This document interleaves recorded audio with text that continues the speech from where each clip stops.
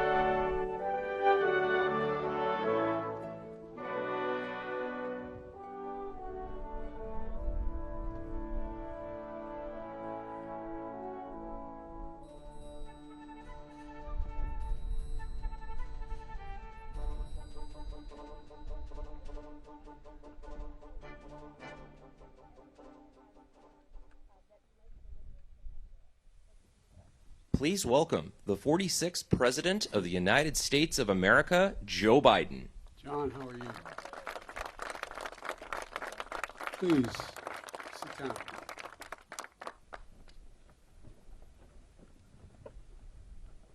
At last, the hour had come. Dawn, 6th of June, 1944. The wind was pounding as it is today, and always has, against these cliffs. 225 American Rangers arrived by ship, jumped into the waves, and stormed the beach. They could see, all they could see was the outline of the shore and the enormity of these cliffs. And I'd like to look, I know I'll get in trouble with the Secret Service if I go to the edge and look over, but think of those cliffs as my host just showed me. That's what we're standing on top of. They could hear, all they could hear was the crack of bullets hitting ships, sand, rocks, hitting everything. All they knew was time was of the essence. They had only 30 minutes to eliminate the Nazi guns high on this cliff. Guns that could halt the Allied invasion before it even began. But these were American Rangers. They were ready. They ran toward the cliffs and mines planted on the beach by Field Marshal Rommel exploded around them, but still they kept coming. Gunfire rained above them, but still they kept coming. Nazi grenades thrown from above exploded against the cliffs, but still they kept coming. Within minutes, they reached the base of this cliff. They launched their ladders, their ropes, and grappling hooks, and they began to climb. When the Nazis cut their ladders, the Rangers used the ropes. When the Nazis cut their ropes, the Rangers used their hands. And inch by inch, foot by foot, yard by yard, the Rangers literally clawed their way up this mighty precipice until at last they reached the top. They breached Hitler's Atlantic Wall, and they turned in that one effort the tide of the war that began to save the world. Ladies and gentlemen, yesterday I paid my respects at the American Cemetery just a few miles from here, where many of those Rangers who died taking this cliff are buried. I spoke of what the fallen had done to defend freedom. Today, as I look out at this battlefield and all the bunkers and bomb craters that are still surrounded, one thought comes to mind. My God, how did they do it? How were these Americans willing to risk everything, dare everything, and give everything? There were Americans like Sergeant Leonard Lommel from New Jersey. He was one of the first Rangers to jump off his ship and run toward the cliff. He almost was shot right above the hip initially, and wasn't sure, but he was. He kept going. At one point, he was scaling the cliff. Another Ranger yelled, "I'm not sure I can make it." And Lommel yelled back with every ounce of strength he had in him, "You've got to hold on." And he did, and they did. Americans like Sergeant Tom Ruggiero from Massachusetts. A German shell hit his boat as he was approaching the shore. Everything exploded. The sergeant was knocked into the freezing water, and as he told it, he began to utter a prayer. "Dear God, don't let me drown. I want to get in and do what I'm here and supposed to do." Americans like Colonel James Rudder, Texas. When the military asked for a battalion for this daring mission, he raised his hand and said, "My Rangers can do the job." He knew their capacity. He knew the strength of their character. A few days after they scaled this cliff, he wrote a condolence letter to a mother of one of the Rangers who gave his life here. And that letter said, "A country must be great to call for the sacrifice of such men. A country must be great to call for the sacrifice of such men." And Americans like John Wardell from New Jersey. John is here. John, we love you, man. Thank you for all you've done.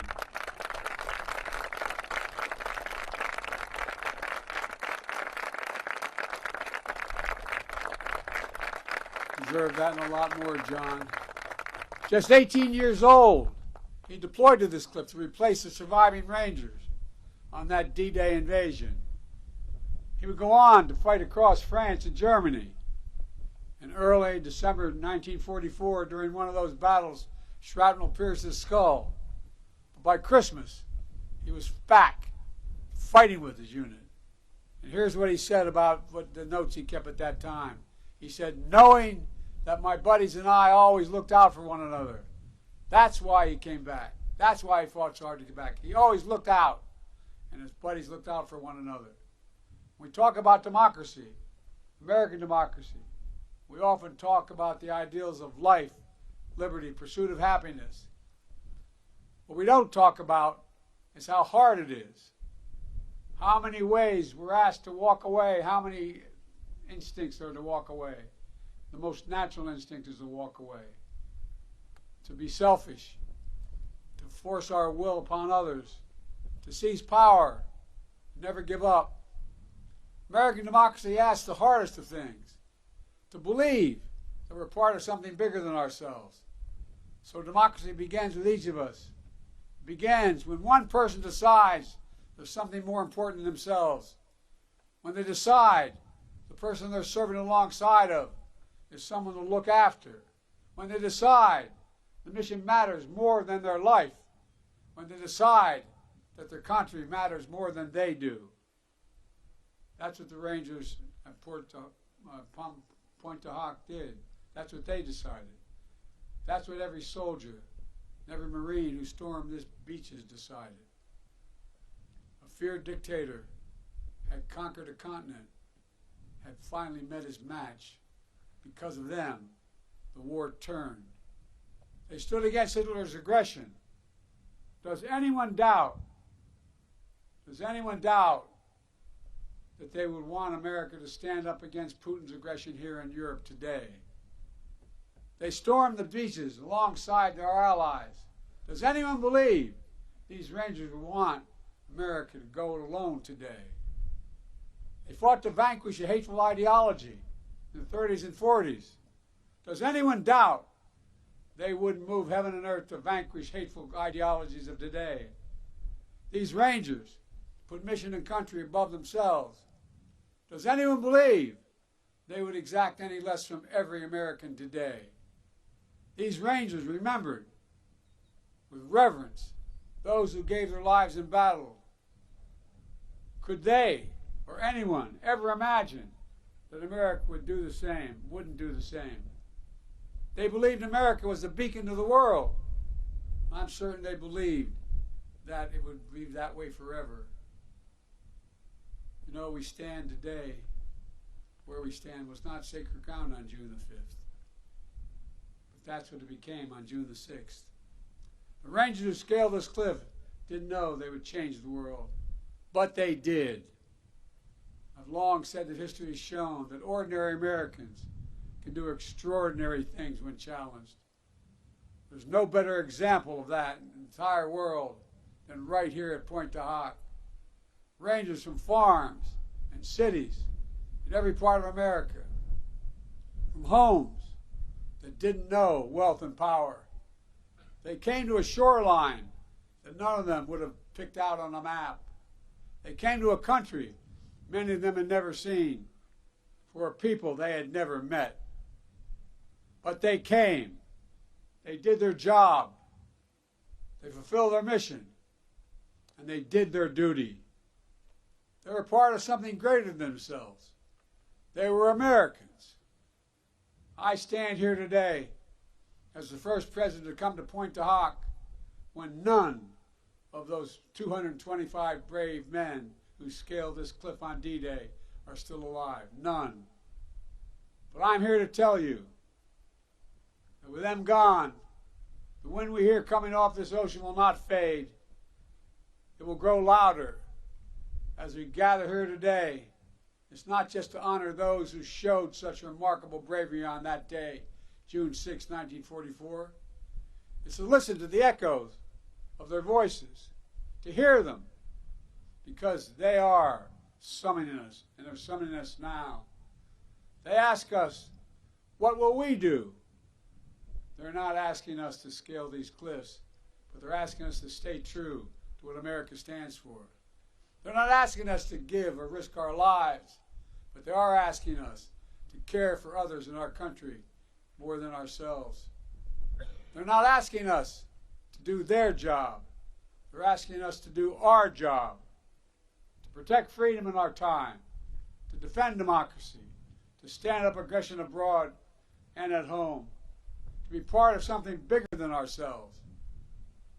My fellow Americans, I refuse to believe, I simply refuse to believe that America's greatness is a thing of the past. I still believe there's nothing beyond our capacity in America when we act together. We're the fortunate heirs of a legacy of these heroes, those who scaled the cliffs, Pointe-du-Hoc. We must also be the keepers of their mission, the keepers of their mission, the bearers of the flame of freedom that they kept burning bright. That is the truest testimonial to their lives.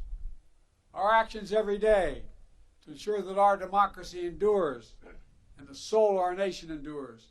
To come here simply to remember the ghosts of Pointe-du-Hoc isn't enough. We need to hear them. We have to listen to them. We need to listen to what they had. We need to make a solemn vow to never let them down. God bless the fallen. God bless the brave men who scaled these cliffs. May God protect our troops. God bless America.